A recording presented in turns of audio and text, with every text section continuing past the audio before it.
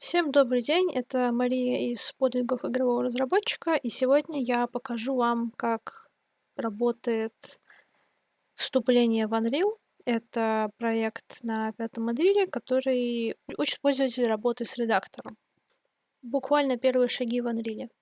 В первой части этого урока, который состоит из 16 глав, нас учат пользоваться мышкой, и у каждого уровня есть часть, связанная с документацией, которая по левой стороне экрана, и часть, которая проходит уже на самом уровне.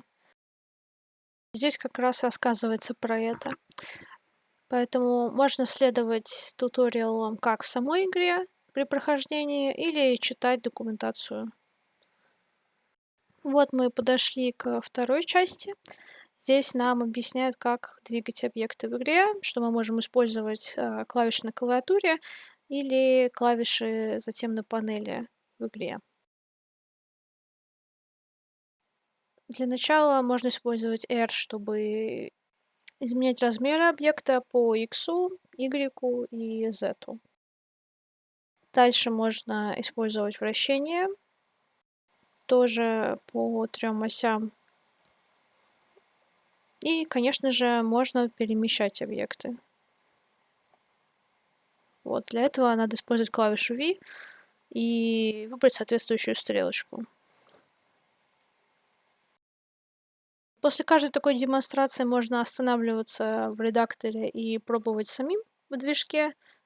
Но я упущу этот момент, потому что мы перейдем сразу к объектам, с которыми нам нужно будет производить взаимодействие. Для начала мы оказываемся в яме, и чтобы пройти дальше на следующий сегмент, нам нужно сделать мостик или лестницу. И вот я вышла из редактора, и сейчас покажу, как можно, используя предыдущую инструкцию и документацию, еще раз вспомнить, как именно сделать объект, вытащить его и поставить, собственно, мостик на уровне. Также для некоторых частей документации есть встроенные видео, поэтому не обязательно там что-то читать. Если вы не уверены, что вы правильно используете инструменты, вы можете использовать прям по видео, посмотреть, как это работает.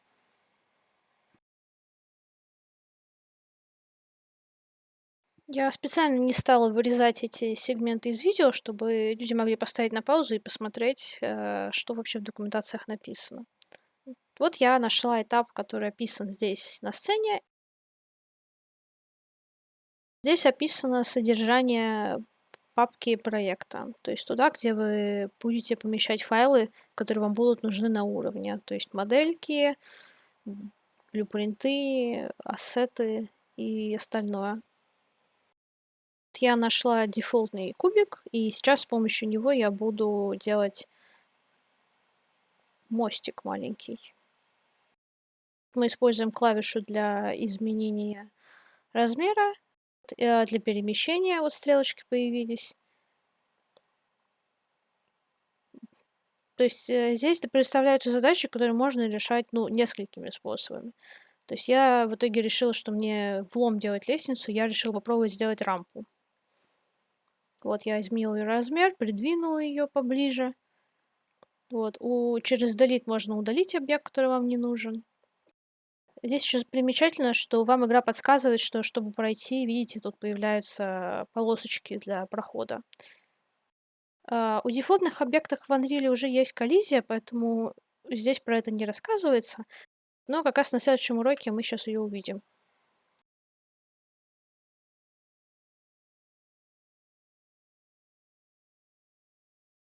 И сейчас мы узнаем об свойствах, которые есть у объектов. Я говорю про коллизию. Это как раз то, что делает объект возможным для перемещения по нему. То, что если сейчас мы попробуем зайти на эту рампу, то мы не можем по ней пройти, потому что она как бы бестелесная. Поэтому нам подсказывают, какие настройки мы должны поменять, чтобы сделать ее осязаемой. И на этом тестовом уровне нам прям показывается всплывающее окно, которое объясняет, где именно находится нужное нам для прохождения свойство, которое мы должны поменять. И открою также в документации этот раздел сейчас на экране. Теперь, чтобы пройти дальше, мне нужно выделить объект и в его деталях и свойствах объекта найти эту самую коллизию. Вот здесь указано «нет коллизии». Теперь я изменил коллизию на то, что я могу по ней ходить, и она существует для игрока. И сейчас мы вот смогли пройти эту часть уровня. Когда работаешь с объектами в сцене, их становится довольно много, нужно их правильно организовывать. И для этого как раз есть аутлайнер. Это, по сути, иерархия объектов в сцене. Вот. Здесь всплывает подсказка про то, что мы не можем дальше пройти, потому что в сцене есть объект, который переграждает нам путь. Так как мы его не видим, то мы можем выделить его через слои, которые есть на этом уровне. Я остановила игру, и я вижу, что в сцене есть объект, вот желтое выделение как раз. И теперь я могу увидеть, что за объект я нашла, и найти в его настройках коллизию, чтобы ее, наоборот, убрать. Или просто удалить объект.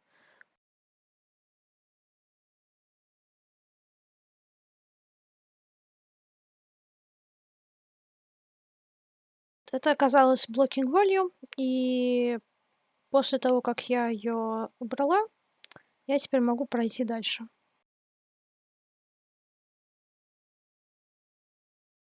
Следующий раздел нам рассказывает про материалы и их свойства. В середине у нас есть сфера, над которой мы можем менять разные настройки материалов.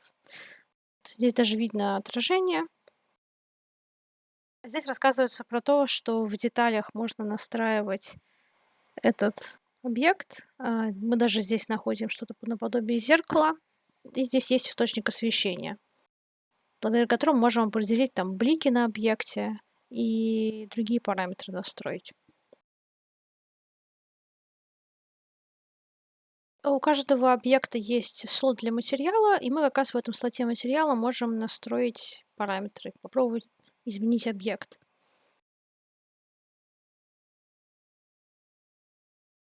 Сейчас я за кадром сделаю некоторые изменения, вы можете увидеть, вот в сцене поменялся цвет у объекта, и заодно некоторые объекты с этим же материалом на уровне. Мы добрались до визуальных эффектов, которые сейчас работают по системе Ниагара, то есть проигрываются на вашем процессоре или графической видеокарте.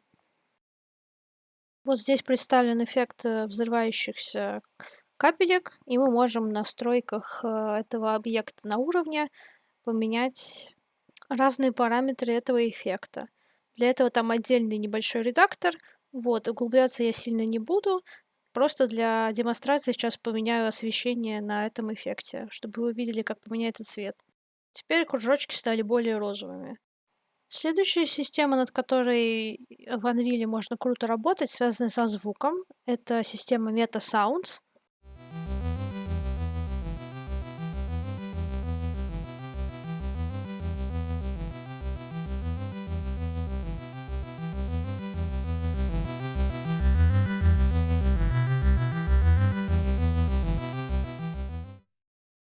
Если коротко, то это показывает процедурную генерацию звука и разные параметры. Например, это вот пространственный звук, то есть он зависит от того, где находится слушатель. И здесь можно обратить внимание, что этот звук сейчас создан на блюпринтах. То есть для того, чтобы добавить интерактив в уровень, нужно добавить блюпринты.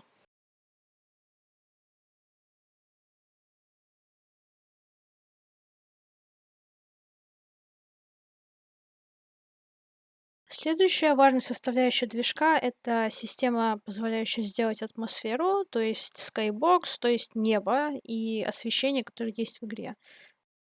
Здесь я использую горячую клавишу, чтобы подвинуть солнце. Да, очень крутая фича. И, как видите, автоматически меняется освещение, меняется цветовая гамма. Так что вы можете создавать разные времена суток и плавно переключаться между ними в игре. В гайде написано, что можно создать освещение через использование лайт-миксера на уровне. И как раз он создает солнце, создает скайбокс, настройки тумана и другие параметры, которые вам понадобятся для уровня. Теперь можно перейти к веселой части, все связанное с физикой в Unreal.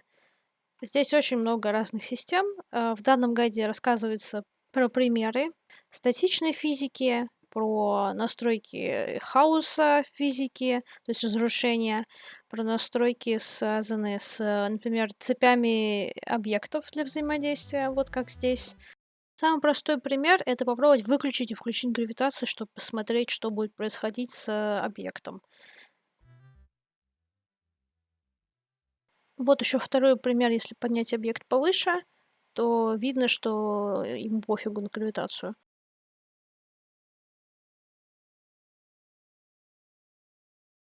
Следующий пункт связан с освещением в Unreal. Для того, чтобы быстро добавить свет в сцену, можно нажать L на клавиатуре, и появится освещение в месте, где мышка указывает.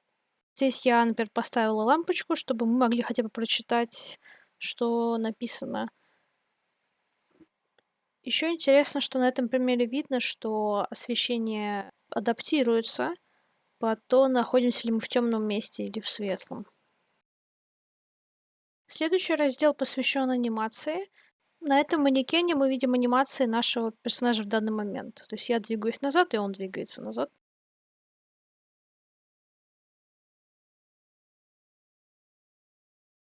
Кстати, в разделе про освещение рассказывается про люмен и про то, что в Unreal 4 типа освещения: Point, Spot, Sky, направленное освещение и по области.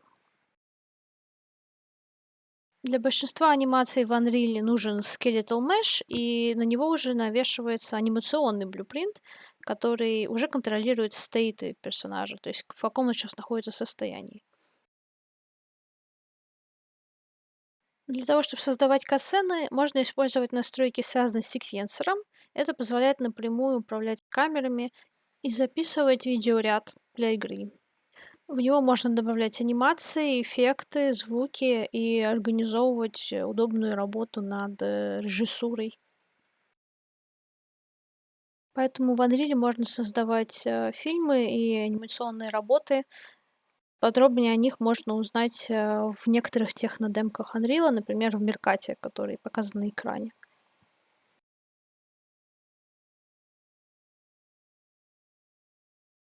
Сейчас начинается самый интересный момент, связанный с созданием интерактивных систем в игре с помощью блюпринтов. В этом примере у нас есть дверь с кнопкой, и наша задача сделать так, чтобы лампочка наверху тоже загоралась зеленым.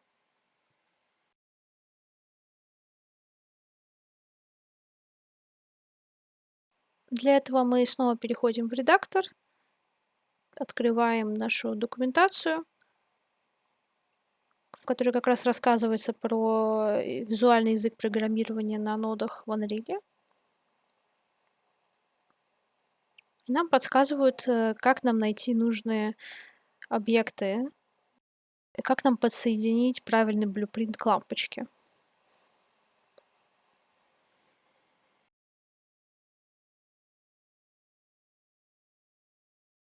Для начала нужно выделить правильный объект и открыть его настройки, связанные с блюпринтами.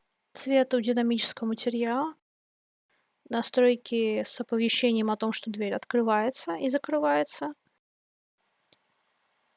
И как раз у лампочки на уровне настройки, связанные с приемом этого сигнала про изменение цвета. Как раз у лампочки мы можем увидеть, что она подключена к кнопке определенной, а лампочка наверху не подключена. И мы можем ее подключить. И вуаля, у нас все работает.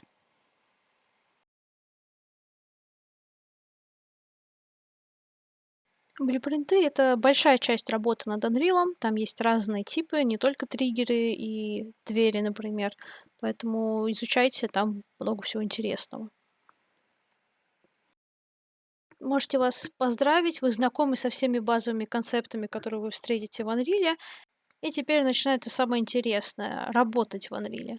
Вот. Здесь есть гайды, связанные с переходом с Unity на Unreal, с мобильной разработкой, и для тех, кто работает с игровыми ассетами, про лучшие гайды для оптимизации и выгрузки объектов в Unreal.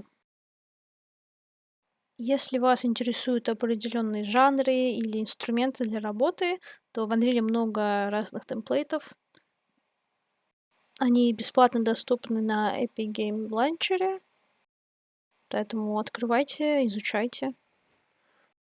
У каждого темплейта даже есть своя документация и ответ на самые распространенные вопросы, поэтому настройки могут быть гораздо проще, чем вы думаете.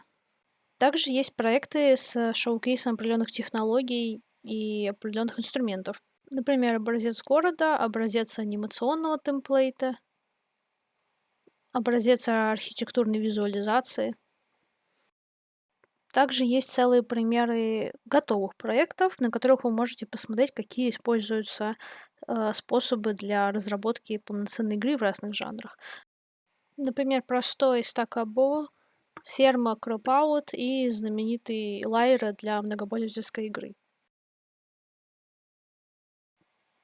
Вот, это была последняя часть вступления в Unreal. Надеюсь, это было вам полезно. Оставляйте комментарии, подписывайтесь и ставьте лайки. Пишите, о каких темах по Unreal вы хотели бы еще услышать.